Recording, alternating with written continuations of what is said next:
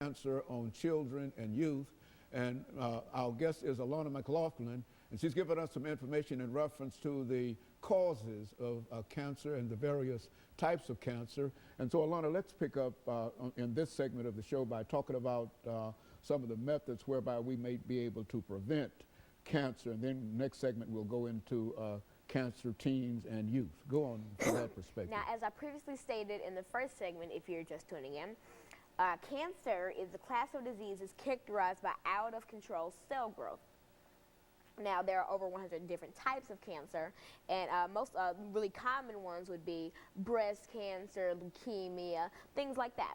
And so now it's the cancer prevention. Now, there is no official way that you can just like automatically just not get cancer, because I mean it could happen to anybody at any time, anywhere. So please do remember that even doing these things, you are not completely safe from cancer. Now, the Center for Disease Control and Prevention said that sponsored a supplement issue of the Journal of Adolescent Health about ways to prevent cancer with a focus on youth and children. The authors are experts from many different professions, showing the importance of working together to protect youth from cancer. Now, examples of how you can protect children and youth from ages 15 to 39 from cancer would be getting vaccines, eating healthy food, and getting enough physical activity. Now, going back to physical activity, that is really important to even prevent obesity and to just maintain a healthy lifestyle. And eating healthy foods can also help with obesity. And eating healthy foods is just basically something that can help you just a long way in life. I mean, it can prevent cavities, prevent rotting teeth, rotting insides. So basically, those are not just two ways to keep away from cancer, but they're also two ways to live a long and safer life.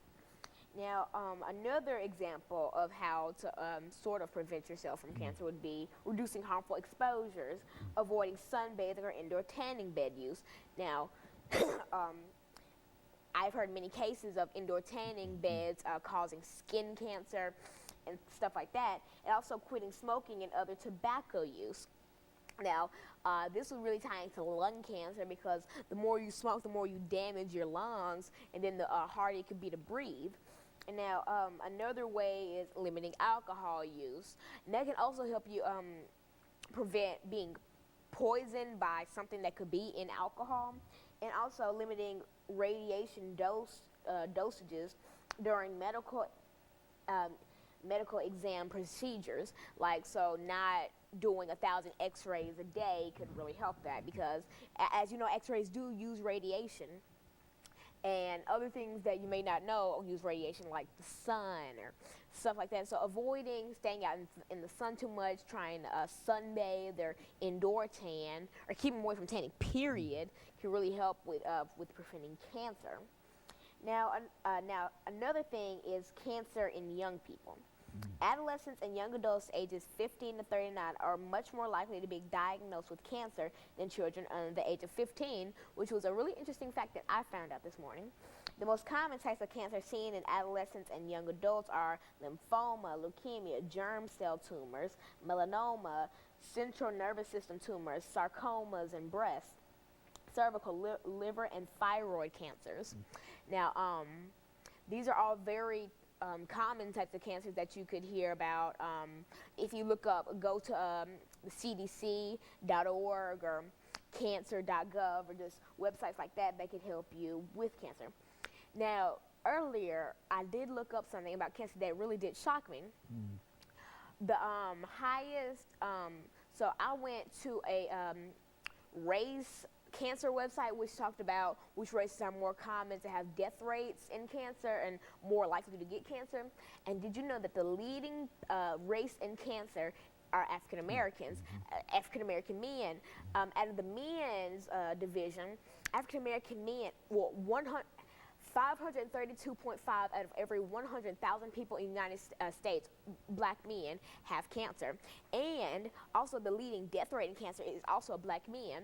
Now, for women, the leading race in women's cancer are Caucasian women, but in the leading death rate, Black women are more likely to die from cancer.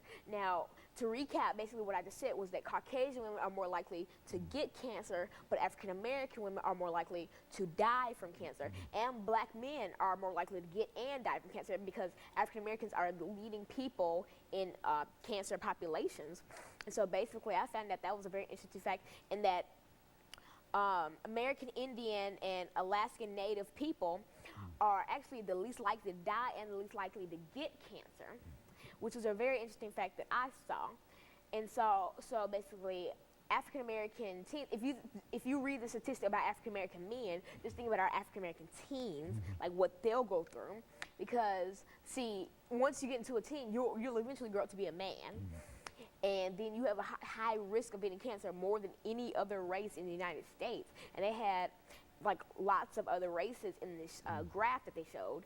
And so basically, that's why I'm encouraging not just the African American community, but every community to really take these guidelines, like avoiding sunbathing and sun tanning and eating healthy and having more like physical activity, like gym classes, going to the YMCA, going to free gyms, to really stay away from cancer because.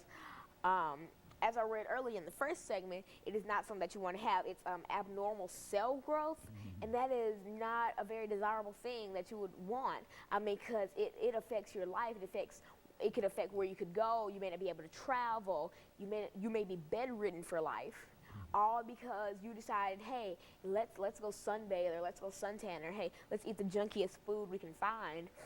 But if you just take simple steps, you can live a longer and healthy life, and that is really simple. Just eat healthy and go outside, like twice a week, run around, walk the dog, jump rope, play a sport. It's all really simple in a way to leading not only just a cancer-free life, but a healthy life. Like, who wants to die early? I mean, you can take these simple guidelines, eating healthy, just changing little things in your life to make it last longer, which is really simple.